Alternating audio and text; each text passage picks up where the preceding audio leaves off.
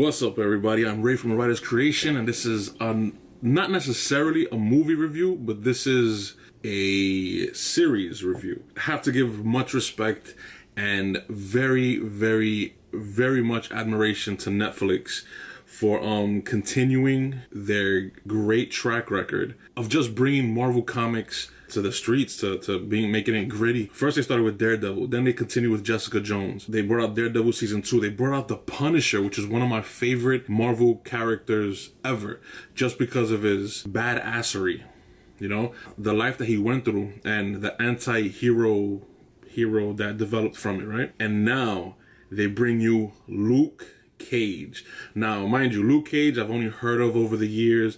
I think I've read one or two of his comics back when I was like maybe 15, 16.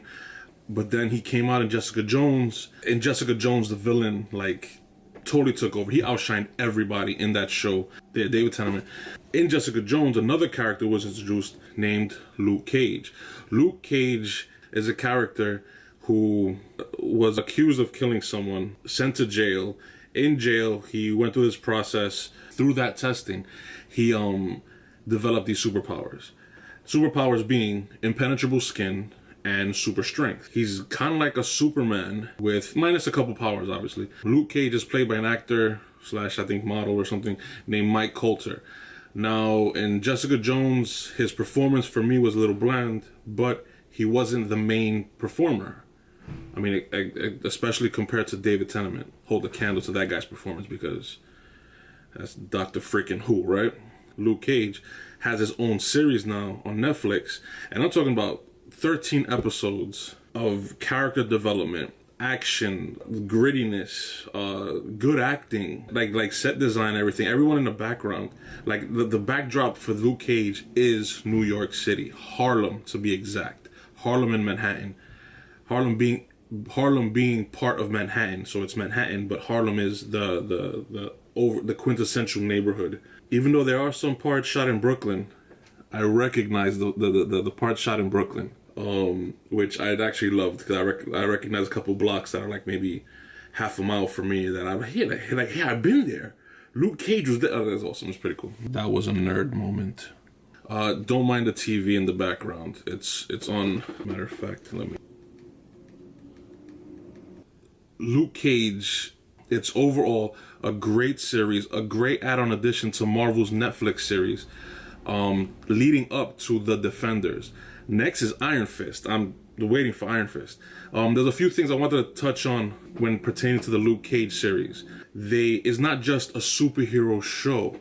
They actually touch on certain subjects, especially with a lot of things going on today. They touch on police brutality toward minorities, particularly black men.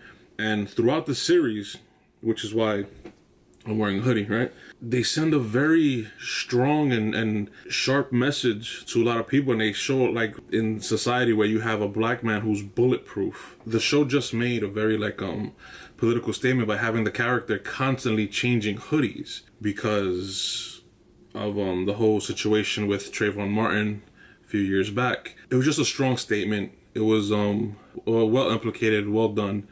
And much respect to the writers and to the filmmakers that made the series, for Netflix to show that, you know what I mean? Now, I'm not one of those cop bashers. I'm not. I have a few friends who are cops. I know not all cops are that way, okay? To look at someone and not like them because of one thing, that to me is just stupid. The only minor thing I don't like about the Luke Cage series, the only thing, and this is a thing that goes with me with any movie, any show, anything that persists of film development. When you know how you really like a character, and you're like, okay, every time this character is on screen, it's like charismatic, it's entertaining. You know this character is gonna bring something to that scene where you're like, yeah, that's awesome. Now, nothing against the lead actor, Mike Coulter. He did his thing. He did a very good job. But for me, there was someone else who kind of stole every scene he was in. Then the character kind of just left the show. If you've seen if you've seen Luke Cage already, then I'm sure you know who I'm talking about.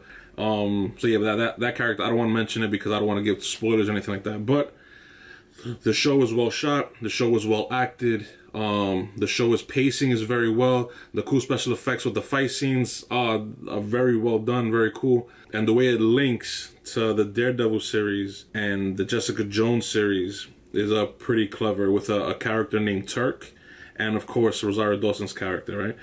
But yeah, you guys saw Luke Cage. Tell me in the comments below what did you think of it? How do you like how Netflix is handling Marvel, which I know I know you guys like. This has been Ray from Writer's Creation, reviewing Luke Cage series on Netflix. Binge watch it. Thank you very much. Peace.